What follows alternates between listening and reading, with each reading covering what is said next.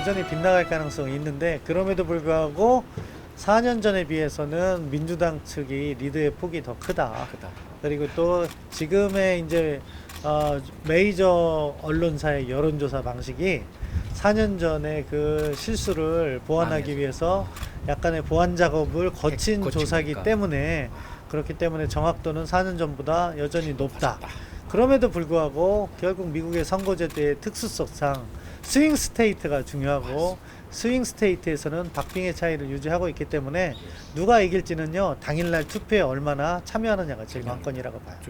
특히 지금 민주당 사전투표가 6,400만 표를 돌파했다고 하는데 사전투표의 주류는 민주당이 많다고 평가가 되거든요. 그렇기 때문에 당일날 공화당 트럼프 지지층에서 얼마나 투표하는가가 관건이 될 것이다. 코로나 바이러스가 이제 가장 큰 지금 이슈가 됐는데 그 외에 지금 그 미국 그 대선을 가를 이슈는 사실은요 가장 큰 이슈는 경제 문제죠. 코로나19가 오기 전에 작년 연말 기준으로 미국 경제는 상당히 호황이었어요. 좋았어요. 그렇기 때문에 지금 상당히 코로나19로 인해서 충격은 받았지만 그때의 영향력을 이뤄서 고려해서 여론조사를 하면은 경제 상황에 대해서는 긍정적인 전망이 부정적인 전망보다 앞서고 있어요. 맞습니다. 그것은 트럼프의 재선의 청신호라고 볼 수 있어요. 민주당 측에서는 뭐 경제 상황 악화에 대해서 비난의 목소리를 높이고 있지만 사실 미국 국민들이 체감하고 있는 경제 지표는 여전히 긍정적이다. 이 점은 이제 트럼프가 유리한 거고요.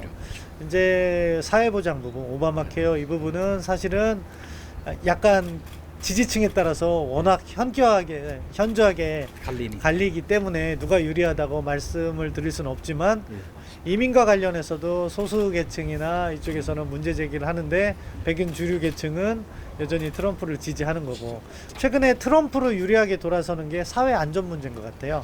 그 블랙 라이브스 매터 이거 해갖고선 조지 플로이드 사건 이후에 흑인이나 소수인종이 결집을 했는데 이 사람들의 운동이 지나친 부분이 있어요. 그러니까 미국 사회의 제 안정과 법 질서를 해치는 수준까지 올라가기 때문에 경찰력을 불신하고 그렇기 때문에 약간의 반발도 있는 것 같아요. 그것은 뭐냐면은 법 질서 유지, 경찰에 대한 존중 이런 거 여론이 또 존재를 하고 있기 때문에 이것은 다시 역으로 공화당을 결집시키고 있지 않나 그렇게 생각하고요. 그런 세 가지 이슈, 경제, 사회보장, 그리고 인종 문제, 사회 질서 문제까지 그런 것들이 이번 선거의 핵심 이슈라고 보고 외교 정책 이슈는 딱 하나예요. 중국을 어떻게 할 것인가 하는데 이것은 사실은 트럼프가 유리한 고지를 선점했다. 왜냐하면은 바이든을 계속해서 친중이라고 밀어붙이는 게 어느 정도 통하고 있다고 봐요. 그리고 지금 미국 내 여론조사를 보면 중국을 불신하는 퍼센테이지가 70% 이상이기 때문에 그런 부분이 얼마나 영향을 미칠지 앞으로 지켜봐야 될 부분이지만 말씀드린 여러 가지 요소 중에 볼 때는 경제와 그리고 사회보장과 중국 문제가 트럼프에게 유리한 선거 이슈로서 작동을 하고 있다 이렇게 평가를 합니다. 바이든 같은 경우는 그 우크라이나 커넥션 얘기. 개인적인 스캔들이 얼마나 영향을 미칠지는 사실 모르겠어요. 왜냐? 과거 트럼프 대통령은 더 했거든. 그러니까 이게 정말 공화당의 순수한 후보가 나타나서 바이든의 비리를 이야기하면 이게 통할 텐데 트럼프 대통령은 잘못하면 선거 지면 이게 구속당할 수 있는 우려가 있잖아요. 세금 문제도 있고. 지금 이제 우리한테 이제 중요한 문제는 바이든이든 트럼프든 북핵이거든요. 그렇죠. 얼마나 북핵을 잘 좀 컨트롤할 수 있느냐. 오바마는 너무 전략적 인내라고 해가지고 오물관언이었고. 저는 오바마의 전략적 인내도 실패하지 않았다. 왜? 제재를 만들었잖아요. 그 제재로 인해서 북한이 2017년, 2018년 마이너스 성장을 크게 한 거예요. 많이 했죠. 그러니까 북한 경제가 어려운데 오히려 어떻게 됐어요? 우리 정부가 남북 정상회담을 하면서 2019년부터 북한 경제가 다시 나아진 거예요. 정상회담을 하면서 북한의 외교적 고립이 탈피된 거죠. 그러니까 계속 압박이 가해졌어야 되는데 중국이 김정은 위원장과 5차례 정상회담을 했잖아요. 그러면서 약간 제재를 갖다가 경제적인 어떤 압박을 완화시켜 준 거다. 이렇게 볼 수밖에 없다고 봐요.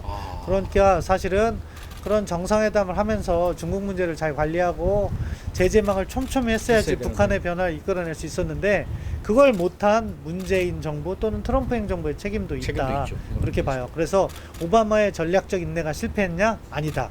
북한은 핵무기를 만들었을 때 우리는 전례 없는 제재를 만들었고 준비가 부족한 상황에서 정상회담을 하면서 풀어준 그 북한 경제에 숨통을 틔워준 측면도 있다. 그건 반성이 필요하다는 거고요. 이제 북한을 다루는 트럼프의 전략은 전 강원 양면 전략이 맞다고 봐요. 사실은 트럼프가 김정은을 만나주면서 뭐 북한에게 레지티머시를 줬다고, 그러니까 외교적 정당성을 부여했다고 바이든 캠프에서는 비난을 하고 있어요. 그런 측면은 존재하지만 다른 한편으로는 상황 관리를 했어요. 한반도의 긴장이 지나치게 고조되지 않고 그렇다고 해서 김정은을 만났지만 양보도 안 했어요. 빼띠는 안 한다는 거잖아요. 그래서 오히려 김정은에게 실망감을 줬다. 저는 그렇게 평가하기 때문에 트럼프가 재선된다고 해도 탑다운 방식의 상황은 이어가겠지만 북한이 원하는 선물은 주지 않을 것이다. 북한이 원하는 선물은 분명해요. 핵보유를 인정하고 관계 개선하자는 거예요. 그렇죠. 바이든과 같은 경우에는 사실은 문재인 정부에 있어서는 약간 재앙적인 측면이 있어요. 뭐냐? 바텀업 어프로치를 한다고 했잖아요. 맞습니다. 그럼 문재인 정부 임기 내에 이제 1년 반 남았는데 정상회담이라는 건 갖기가 매우 힘들어요. 힘들죠. 내년 1월에 취임을 하면 청문회를 해요. 그렇죠. 청문회 끝나면은 6월 달 될 거예요. 거기부터 실무 접촉하면은 내년 동안에 실무 접촉만 하다가 끝날 거예요. 끝나죠. 그러면은 그 다음에는 대선이 곧 있기 때문에 그렇죠. 문재인 정부에게 기회가 돌아가지 않는다. 를 선호하는 것 같아요. 또 바이든 행정부, 민주당 행정부가 공화당 행정부처럼 단호한 대처를 할 수 있겠느냐? 그런 부분은 약하다. 오히려 동결딜이나 이런 쪽으로 갈 수가 있다. 그렇게 되면은 사실 북한 문제를 해결하기보다는 마치 이란 핵합의처럼 그냥 상황을 묻어두는 그런 식의 합의가 있을 가능성이 있기 때문에 우리에게 있어서는 다 일장일단이 있다. 따라서 중요한 건요, 미국 행정부가 어떠한 정책을 취하는 게 아니라 우리가 어떤 문제의식을 갖고 미국 행정부를 설득하느냐, 그 부분이 더 중요하다고 생각해요, 저는. 맞습니다. 그런데 현재와 같이 구체적인 목표라든가 단계를 거치지 않는 대북 정책은